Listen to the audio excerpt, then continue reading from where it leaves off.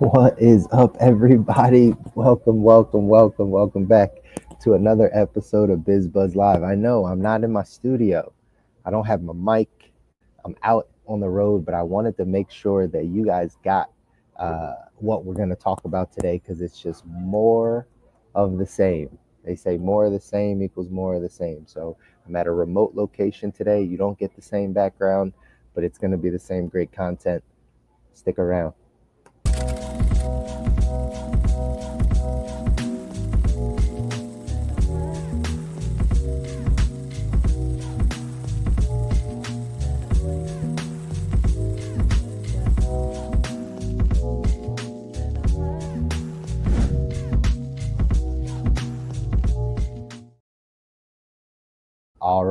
All right, y'all. What's up? Welcome back to another episode of Biz Buzz Live. I'm your host, Chris Muzan, your financial coach, talking all things finance with you. Like I said, I'm in a remote location today because I couldn't be in my studio with my mic and all the stuff. But I still wanted to make sure you guys got this content. So again, we're live here on LinkedIn. We're live here on YouTube. Always excited for y'all to join in and hear what it is that we're talking about today. Again, the genesis of this show, the reason why we started BizBuzz Live specifically is because no matter what conversation, what financial conversation I'm having with people, whether it's about their insurance or about their retirement or about their investments, about their savings, like whatever, it's about their debt, inevitably the conversation comes back to cash flow, comes back to how much is coming in and how much is going out. Most people have a cash flow problem. They either don't make enough money or they spend all of their money, have high expenses, don't know where all their money goes, or just are living above their means. That's the majority of people. Now, I think the financial space does a good job of budgeting and teaching minimalization and teaching, right, how to sacrifice and, right, not buy your $5 latte or whatever it is, even though that's not really a big deal. It's just knowing how much you spend on the latte. But no one, or not many people, if anyone, is having the conversation about how do I bring in more? What if I'm as low as I need to go? What if these are the means I like to live by and I just need to make more money? Who's helping me do that? And so that's why we started BizBuzz Live, so we can start having these conversations around what's happening out there with people's incomes. How are people making money? What industries are growing? What industries are shutting down? What should you be thinking about if you want to make yourself employable in the future? We went through a whole few months of having conversations about, if you take, we're halfway through the year, y'all, right? We're halfway through the year. At the time recording this, July 25th. More than, right, we're actually a little bit past the halfway point. The first quarter of the year, if you go back and you watch any of these on YouTube or here on LinkedIn, if you go back and you watch, the first half of the year was all restructuring, was all layoffs, was all these types of things of like, hey, public sector is shutting down, private sector is shutting down, like all of these things are happening. We saw that in the first quarter of the year. Second quarter, things started to shake off, but then we started to see even more, small buyouts, small things here where this company would go under, this company would file bankruptcy. Then we started to take a look over the past couple months about, well, what skill sets do you even need to be employable, to build a lifestyle for you? If you're under 30 listening to this, what skill sets do you need in order to continue to make money throughout the next 20, 30 years? Are we aware of those? And we talk about upgrading your skill sets. Upgrading your skill sets. We make money, you make money at the level of your skill set. That's how you make money. If you have more skills, you make more money if you apply those skills. You get paid at the level of what skills you have and what you bring to the table. And so if you continue to improve your skill sets, you'll continue to keep yourself employable, right? So we talk about these things of what's happening in the industries. What do we need to do to continue to make money, to continue to grow our cash flow, to continue to provide for ourselves and our families? And whether we choose to get a second or third job in a different field, well, what field do you need to be in? Probably the field you're in now might not have the horsepower to get you to where you want to go. So you probably want to change fields. So what fields are up and coming? Where's the trend moving? You should know those things. What if you want to break out, you want to branch out, you want to be an entrepreneur?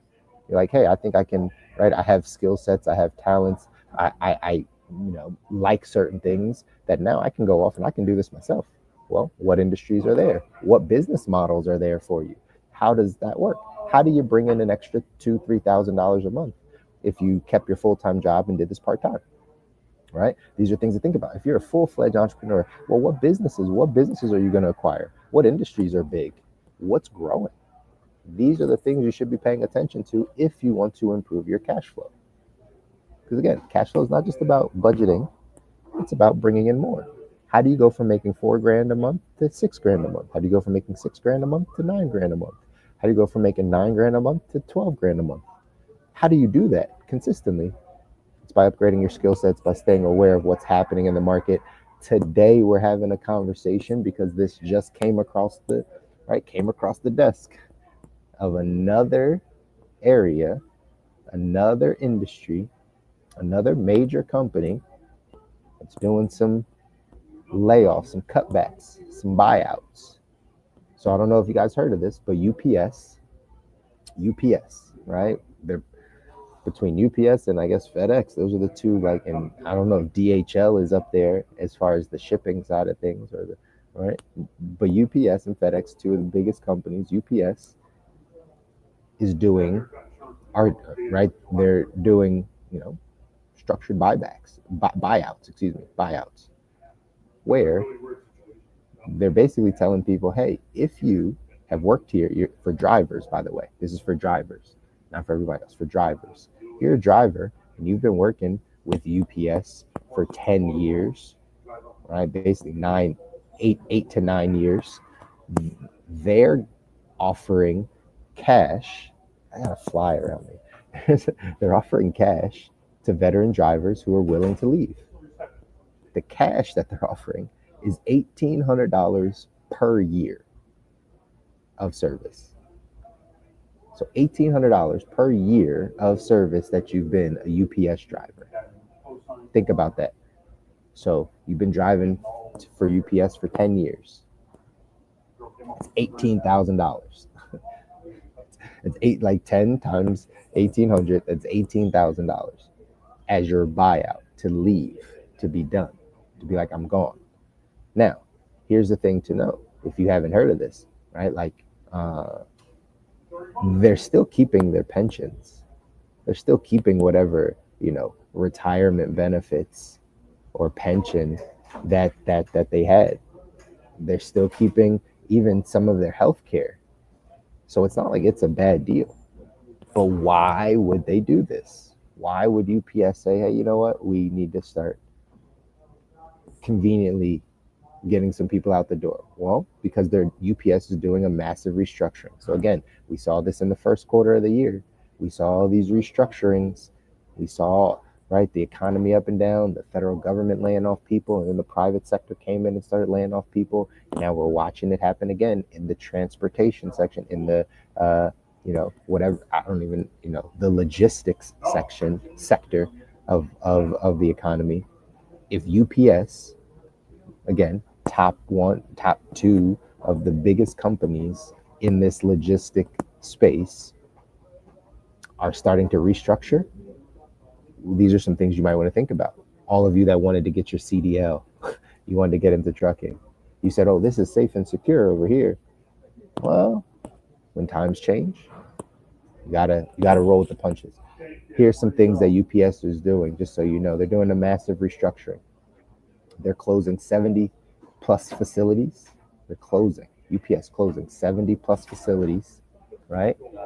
And not only are they closing those facilities, they're cutting about 20,000 jobs.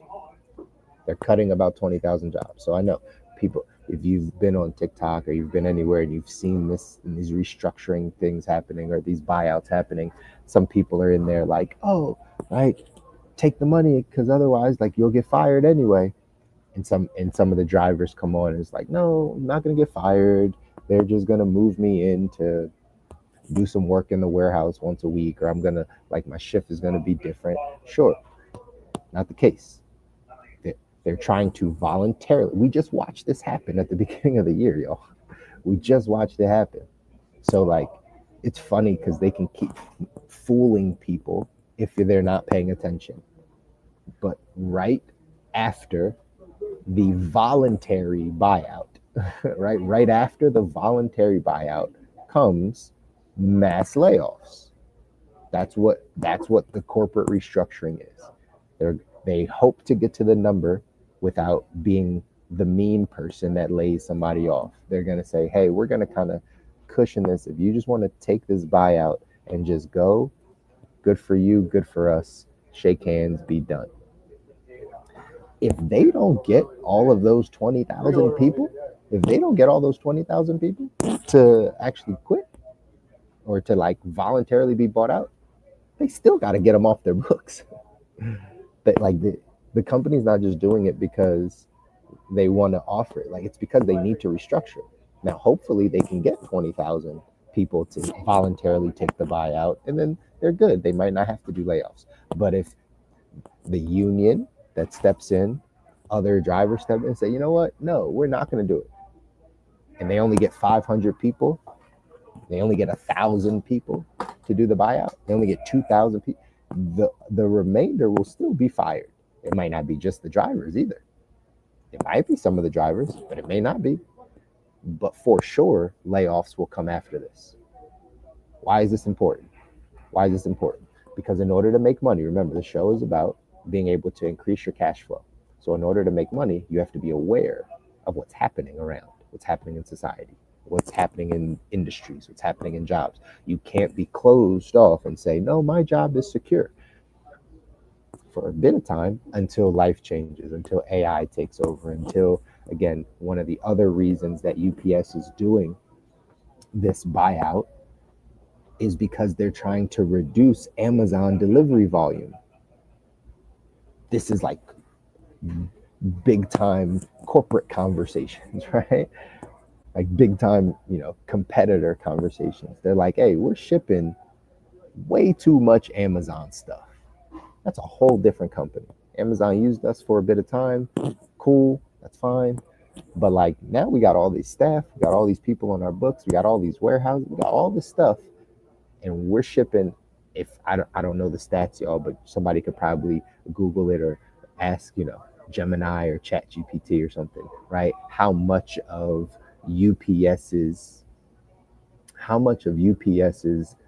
actual deliveries are Amazon boxes or Amazon products, right? How much of it? I'm sure it's a large amount. I would guess 80%, right? I would guess 80%. Because again, what UPS knows is that they're trying to cut costs because there's lower package volume.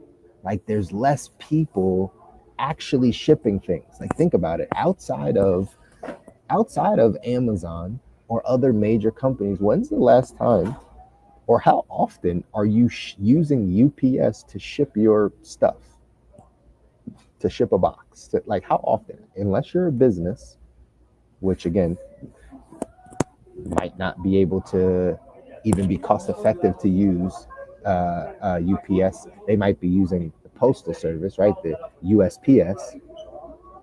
How many people are actually doing those things, right? How many people? How many people? I told y'all I'm in a different location today. It's a little noisy here, but it's okay. I wanted to make sure y'all got this info. This will be good. People choose. It's so funny. So I'm at a car dealership, just to give y'all some insight real quick, right? On this live here, I'm at a car dealership, and people are choosing to like talk right around me. Like, they're choosing. They know I'm sitting here. I guess they don't know I'm live, so it is what it is. But either way, they're like having these conversations around me. Anyway, back to the point. These buyouts, right? These buyouts. You got to understand what's happening. So if you are going to put yourself in a position to continue to make money, the jobs, the industries that were once safe and secure, the trucking, the UPS, the FedEx, all those things, right? Might not be it. There's lower packages, lower package volume. So they're going to have to downsize. They're going to have to say, you know what, we can't take on all these people. So they're voluntarily allowing people to take $1,800 per year that they've worked as a driver. Okay, so again, you work 10 years as a driver, you're going to get $18,000. You work 20 years as a driver, you're going to get $36,000.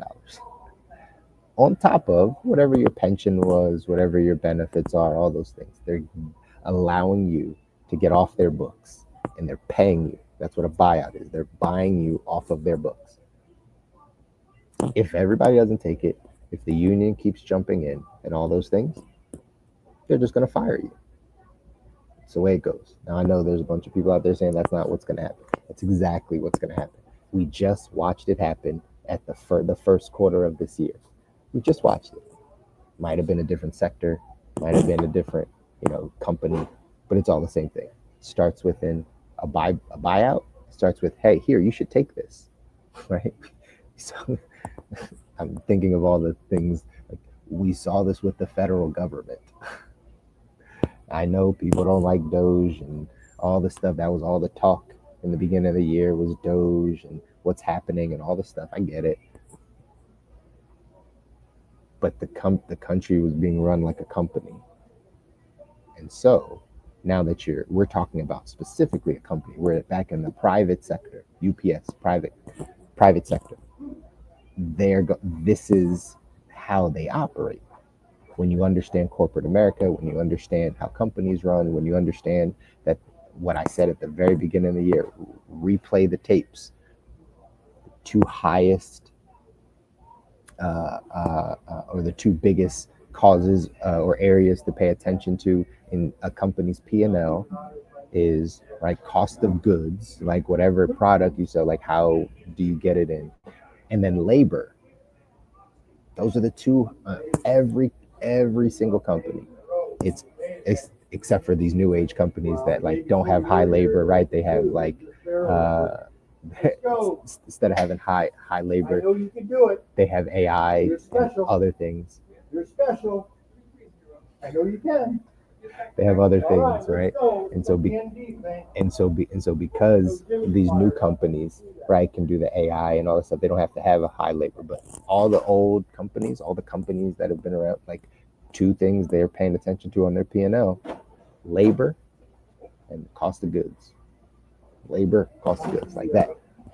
So if labor is a big concern, if that's one of the biggest areas on a company's P&L, and they aren't making as much profit as they need to, and packages are slowing down, also, like they're going to get rid of people.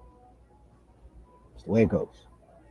Trying to help you down this path so that you understand if this is you or you know somebody. If I were in your position, and I'm not in your position, I can just kind of talk about it. What I would do, I would take it. Take the voluntary buyout, and then upgrade your skill sets. Don't just sit back and do nothing. Don't just try to get another trucking job. Don't just drive for a different company. Like, upgrade, take the money, especially if you've been there like 20 something years, especially if you've been there 15, 20, 30, 36 grand, and you keep your retirement and your pension or whatever. So the retirement and pension is set. If you worked another 7 years at the company, your retirement and pension ain't going to go up that much. It'll go up some, but not that much. So take it, set that aside, talk to a guy like me, put it in an annuity, keep it safe, lock it up, get yourself a good percentage of interest without losing any money. Get you 5, 6, 7%. Got some companies that'll give you a 10% roll up. Lock it away. That's there for you. Then take the money that you have, the 15,000, the 18,000, the 26,000, the 35,000, whatever it is, and invest in skill sets to help you for the next 5 to 10 years make more money in something outside of what you were doing. Because what often I see that happens is once we've been doing one thing for 25 years, we don't change. We don't step out of that. I know people that have been in HR for 25 years. They get fired from HR and they want to go back into HR. Like that doesn't make sense in my mind. I know in their mind it's like, well, this is all I know. This is all I've done. So let me do the same work I've been doing for my whole life. But I don't buy into that. I buy into the fact that, like, yeah, you've done something that's provided for you, and through that process, you now have life experiences. You've learned some things where you can go off, and be able. I'm losing my train of thought because these managers are talking right now.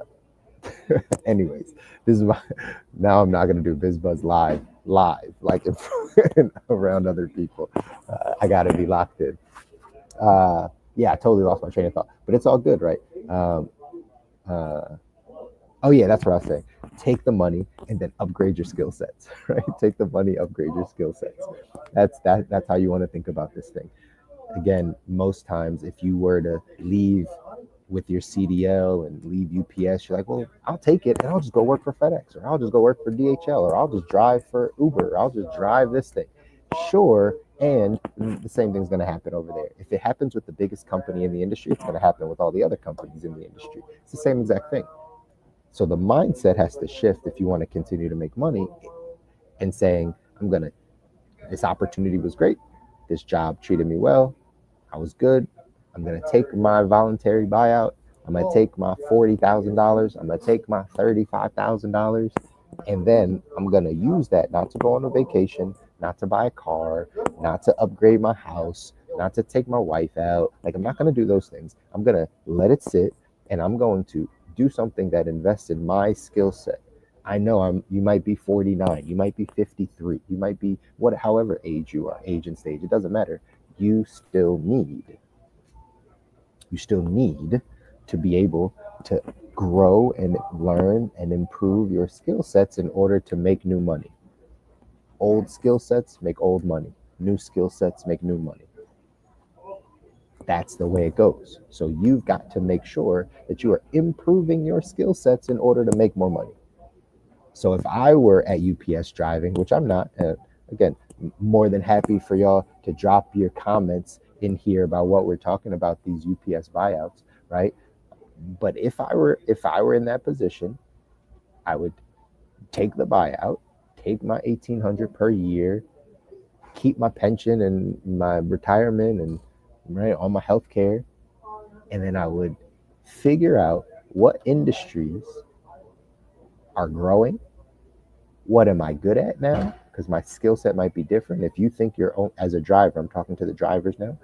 If you think your only skill set is driving, then that's a shift in mindset, right? You need to know you bring way more to the table, even if you've been driving for 25 years and that's what you've known. That's not your only skill set. You probably got some logistic type of skill set. You probably have some type of multitasking skill set. You might have skill set with just, being quick to do things. I'm not sure, but you probably have some more things that you're good at. I would take that money and I would put them into more of the things that I'm good at. I would put them into more of the things that I think are moving in that direction, a hobby that I can monetize, another industry that I've always wanted to be a part of, but I didn't know how to get in. Now you got a cushion. As a trucker, as a driver, if you took $35,000, I'm pretty sure that's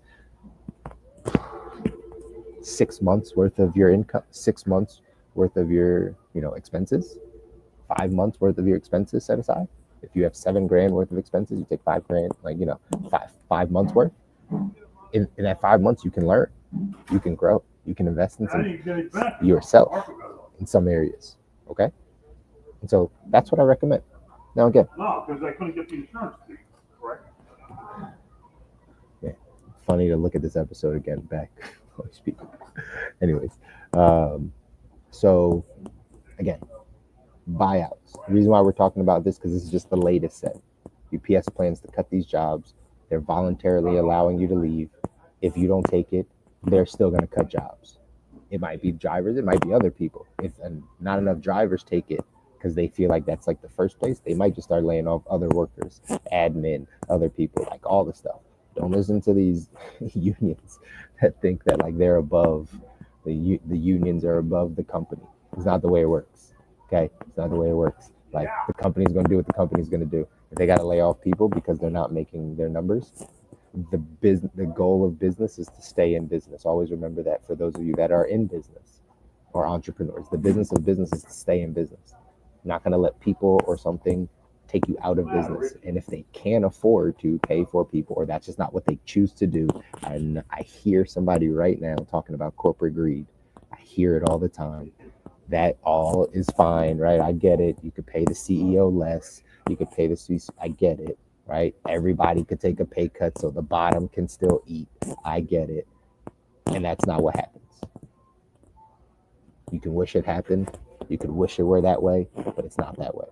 If they need to get people off the books, they're going to start with the people that are the most dispensable, so to speak. So, how do you, this is why you're here on the live. This is why you're tapping in LinkedIn and YouTube. It's because if you are paying attention to patterns, to what's happening, you're starting to see that many industries are not as safe as we once thought they were. 5 years ago, everyone was going to get their CDL. 5 years ago, everybody was going out to drive trucks. Now the biggest logistic company, UPS, shaving people off, cutting people, saying, hey, we don't need them. We don't need y'all. That's a sign. That's a sign. If that's you in this industry, you probably should think of new industries. Upgrade your skill set so you can make new money, you guys. Upgrade your skill set so you can make new money. Again, I'm in a new location today. It was just for today. It's not.